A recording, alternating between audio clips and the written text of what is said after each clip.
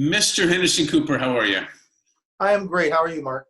I'm well too. It's great to see you again. And I was joking just before this. It's going to be like Coop, the sequel, because we did this once before a few years back. And even though we don't see each other often, I still am happy to call you a friend and recognize the good work you do. And I definitely wanted your value on this series because, as we've chatted a little bit, unprecedented times it was with just the COVID. Now we've got, all the injustice that's coming to the table with tons of opportunity, I think, to have happened from it. So I definitely wanted to discuss it with you. So welcome. Thank you. Thank you. Glad to be here and glad to have an opportunity to have a voice in all this. Absolutely. You're the wolf, right? Escape the wolf. Yeah, I am the wolf. I am the sheepdog. So let's start with this. Let's please introduce yourself and just tell us a little bit about you. Well, thanks. The full name is Henderson Cooper. I go by Coop. I prefer Coop. It's a lot easier. And plus, I'm known by Coop by people who don't know me in any other way, or I mean, actually, people who do know me in other ways. But Coop is the consistent name I've had all my life. That will become clear as we talk more. I am a local guy in Los Angeles, born and raised in Los Angeles. I went to college at UCLA and ran track and coached on the college level. After college, I started my working career. I went to the corporate world for a short while. I worked at the Motown Record Corporation for a short while. But after that, I kind of migrated over to what my interests were closely tied to. And so I joined LAPD. And I worked for LAPD for a full career. In the latter part of my career, well, actually mid-range of my career, I had the opportunity to work different task force in which I switched over from being a local law enforcement officer to a federal law enforcement officer. Mm-hmm. First with the FBI, working the terrorism task force, and then next with the DEA, working what's called HIDTA, High Intensity Drug Trafficking Area. It's a funded program that specializes in large-scale narcotic trafficking groups. And I was a part of their Group 1 Intel unit. And then that kind of, when 9/11 happened, I was already engaged in a training situation with U.S. Navy SEALs as they were trying to upgrade their skill sets to other areas besides fighting in the jungles and fighting in the water. And so I was called on for that and began a training program with them with the blessings of Los Angeles Police Department, where I was loaned over. And then during that time, 9/11 did happen, and the CIA came recruiting, and they made me an offer that I could easily refuse, but I chose not to refuse. And I went over to the CIA as a contractor, as an internal contractor, meaning I didn't work for a corporate entity. I worked directly for the CIA. Mm-hmm. So my career has been, primarily with law enforcement, federal intelligence, and then international intelligence, working terrorism and such, and a lot of military training. And that is my essential background. I'm married, and I have a beautiful little daughter who's an aspiring actress, waiting for Hollywood to crank up again so she can get a job and we can stop supporting her and paying and letting her sleep in our house. I remember your daughter's beautiful, and my son's also an actor, aspiring and doing some stuff. So I do remember, and yeah, I met her at the event. There was an event about Hidden Tears. Actually, we met over there, and so I have a question with you about that. By the way, I'm jealous that you can be called Coop. Because my last name is Sadovnik, and the first letters are S-A-D, and I don't want them calling me Sad. So, we can call you Sado. Sado would be good, or it's been worse, but I get it. Hey, I always want to know why people do stuff, or what's their why, what's their purpose. But I ask you maybe in a different way. Why do you do what you do? Well, it's interesting. There was a part of me that always wanted to be a soldier or a cop or something. The little boy playing cowboys and Indians and playing soldier. that was probably always in my DNA in some fashion or another. My stepfather, one of my stepfathers, I had multiple stepfathers. One of them was an LAPD cop, so that might have had something to do with it. And seeing a man in uniform and seeing what seemed to be a respectable, strong image of manhood was something that was that probably melted itself inside of my DNA as well. But the real reason, and it's going to sound cliche-ish, but service. I've always wanted to be of service. I've always wanted to help people. I've always wanted to do things. During my college years, I was a track coach at my high school, and then I later became a track coach at UCLA, and all that was a part of service, helping others to get ahead in this world in some fashion. And then even today, I still do some counseling of men who are trying to find their way in the business world or in the working world. So it's always been an element of service. But yeah, service was the main issue to begin with, and there's no higher calling than to put yourself out there in the world ahead of danger, ahead of the threat, ahead of the difficulties of the world, with an eye towards making the world a better place. And being a parent, I want my child to grow up in a safe world. So when I was teaching overseas to intelligence overseas, one of the things that was always a saying that I would give to the guys is, our job is to save the world. Obviously that's a grandiose exaggeration, but in our small little footprint, we are doing our part. So service, that's the main reason. I think maybe it's gotten closer to that than it used to be about saving the world. You can't save the world, but maybe it's a lot closer than we think. And I'm sure you've seen situations where they're a lot bigger than people know. Yeah, absolutely. And there was another image that was ingrained in my head that hit me when I was with LAPD in the later years when 9/11 happened, and that was the unidentified man that came down off the building, off one of the Trade Center buildings. That image was burned in my mind and burned in my heart and burned in my head. And I felt like I wanted to do something for him and them. And that was another part of it.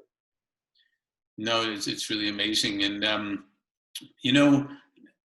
you look corporate-wise, it's taken decades to get to the point where corporate leaders, corporate brands realized it was a good idea to be aligned with social impact. In other words, even be of service. And partially because they realized they wouldn't get the best talent if they weren't, because people want to go join leaders who do care about that stuff. But it was also is good for business, and you can do both. You've kind of answered this a little bit, and I mean, you've been in such diverse areas of security and intelligence and whatnot. What do you think the thing is that really differentiates you? Well, I think it's important that we give our very best at all times. I wake up every single day wanting to be my very best and to do my very best. I dread the thought, and it almost reminds me of the movie Troy with Brad Pitt playing Achilles, and a very arrogant person and with a very arrogant idea, but he wanted history to remember him in the fictitious way that it is written. Right. And I don't take it in the same way, but I do want to make my mark in this world. I do want to play a part in how things happen in this world. And I think all leaders, all people who have the opportunity should especially strive towards making a difference in the world. And not just in terms of profit, but also in terms of impacting the quality of life and the quality of humanity. I think you're kind of hitting on a little bit on what Leaders Who Care is all about. And the good news is you can actually make a great profit and do good at the same time now. They're not any more distinctive. And, I remember my grandparents, probably like any grandparents, always said this one phrase with a little bit of a Kiev accent in there too. It was like, as long as you have your health, that's the most important thing. Yeah. That was it. And then the second part was the next thing is education. They would say. And probably every grandparent said that to some degree. And if you look at the technological zooming change, then you get COVID, which we thought was enough to handle. Now it's coming finally, and maybe there's a reason for everything, that the racial injustice is being shown clearly, and we've got to handle it, and people are coming together. I want to know, with the things you've seen, which is, some good and some bad, and a lot that most people haven't seen, we've had an awakening of people have had time to think a little bit, to your point of, what's important, and how do you see the future of community, the future of us all being together in terms of of awareness at work, awareness at home, just in life in general? Well, you mentioned COVID and you mentioned racial injustice. There are always going to be challenges. If it's not COVID, it's going to be something else. If it's not racial injustice, it's going to be something else. If it's not nationalism, it's going to be something else. If it's not the threat of wars, it's going to be something else. If it's not economic hardship, it's going to be something else. It's important for everyone.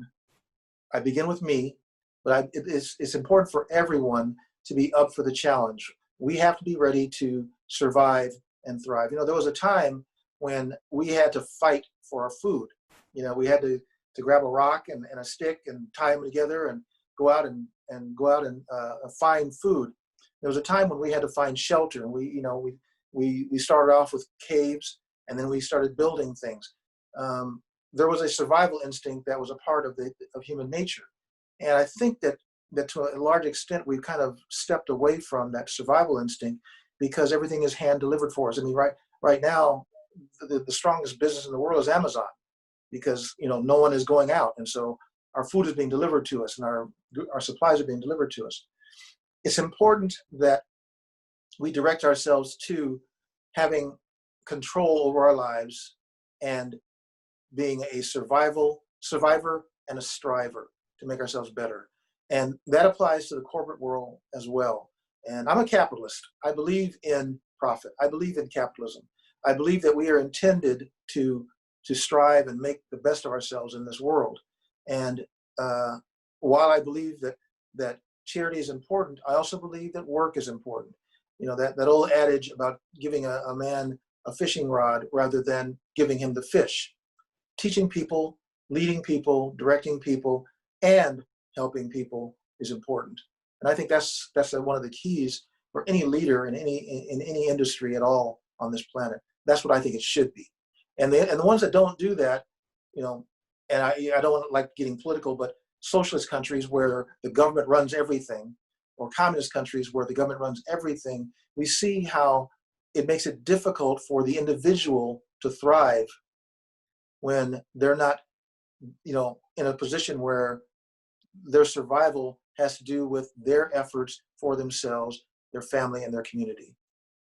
Yeah, you kind of segue into something that is really interesting for me. It's how do you see business leaders who care, the role that they need to play in not just the financial well-being of people, their employees, but also the physical well-being, the mental well-being, that does impact the business, will certainly impact community, but the role that the business leaders have to play to make sure that's right. Well, one of the things that is happening is what you're doing right now with this. When business leaders personalize business and personalize their role, it opens a door for people to get inspired and to learn. When corporate leaders and heads of companies speak and give their ideas, tell about themselves, tell about how they got to where they are, right. Profiles, storylines, stories of hardship. Not every corporate executive was handed the role of corporate executive. They began in the mailroom. They began, coming out of college after struggling through, getting a, higher education. Telling their story is important. We see that in social media now a lot, and those that are leveraging social media are doing a good thing when they are using it to teach and tell and personalize their company, their business, and their efforts. Yeah, I think you're right on, and where it's kind of like the conversations, and I don't get political either, but there's conversations going on, which I'd love your opinion on, because, you had, your family's, is security police background. You're certainly extensive background in there. And generally there's extremes. Every time something happens, there's extremists on both sides that come out to say this is what it's got to be. So now, now we're talking about, big system changes, which are needed. And I think the smart people are realizing it's across the board: healthcare, jobs, security. I mean, it's across the board, not just one thing going to change. And you get one side saying we got to defund the whole police department, the whole thing, get rid of it. And then you got others that are going, the other extreme of like, no, we gotta bear down and go, really hard. What's your thoughts on that?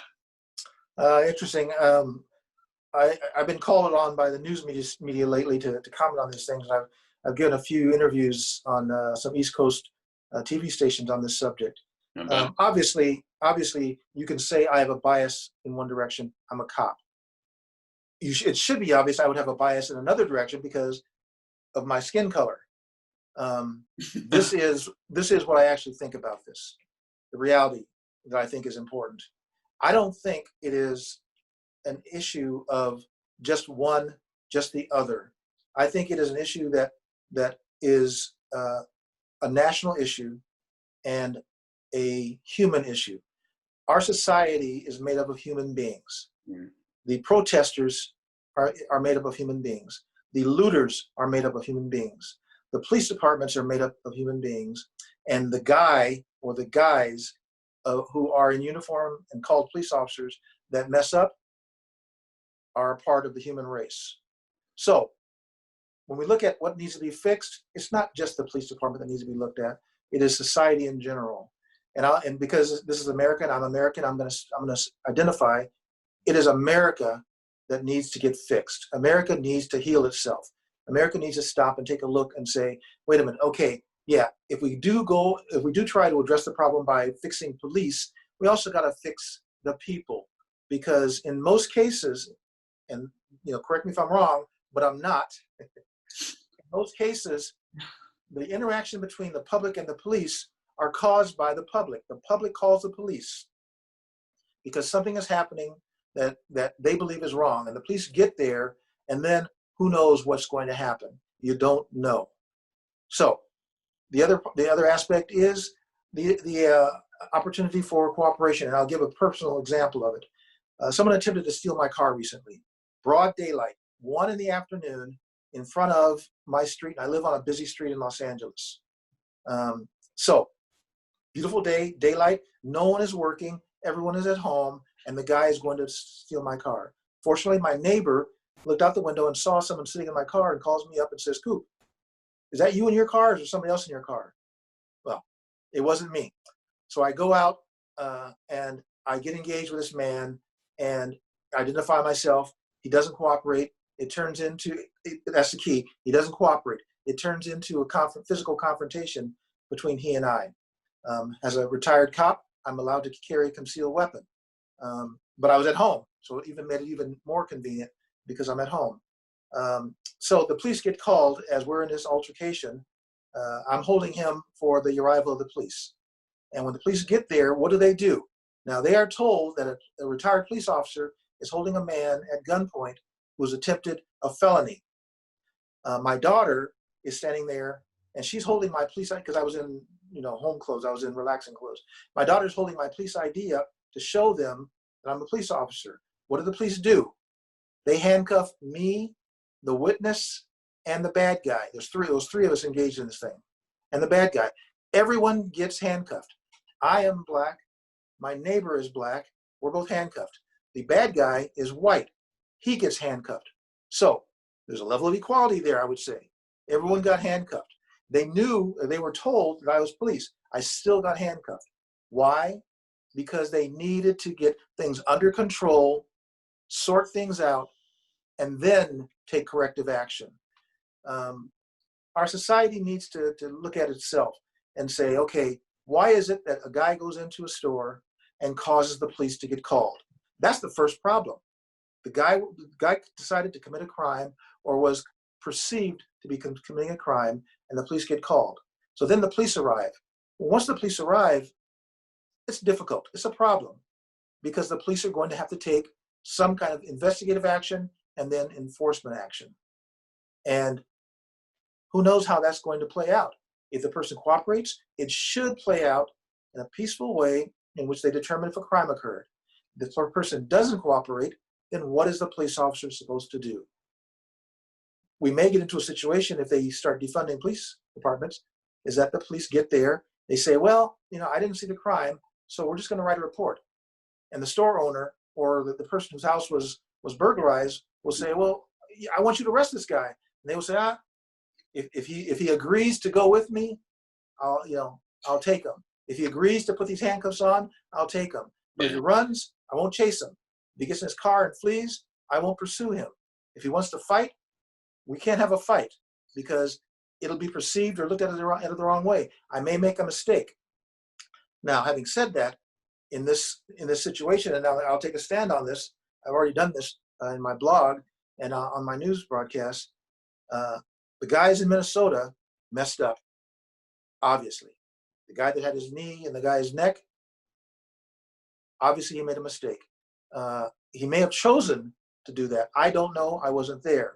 Right. It could have been that he put his knee in the guy's back and it slid down into his neck. But whatever the case, 9 minutes.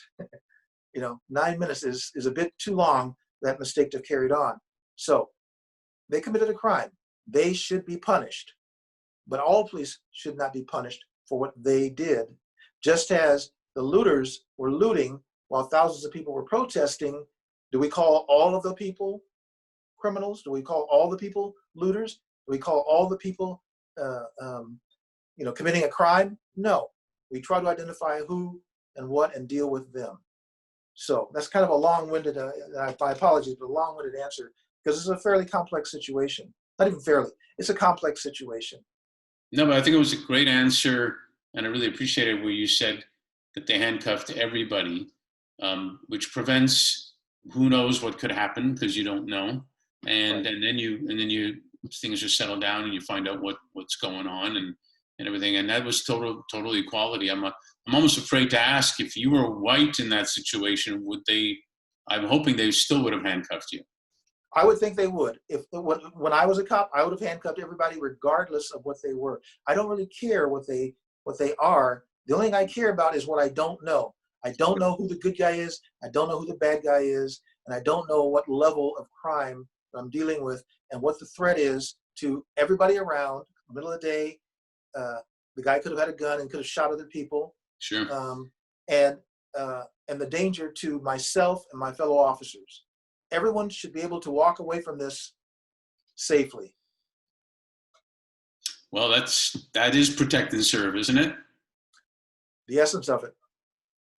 That is great way to end this segment. I so appreciate seeing you again, and so appreciate your insights on this amazing time, which will hopefully turn into some amazing change and then good stuff ahead. So thanks, Coop. Thank you, my friend. I appreciate it.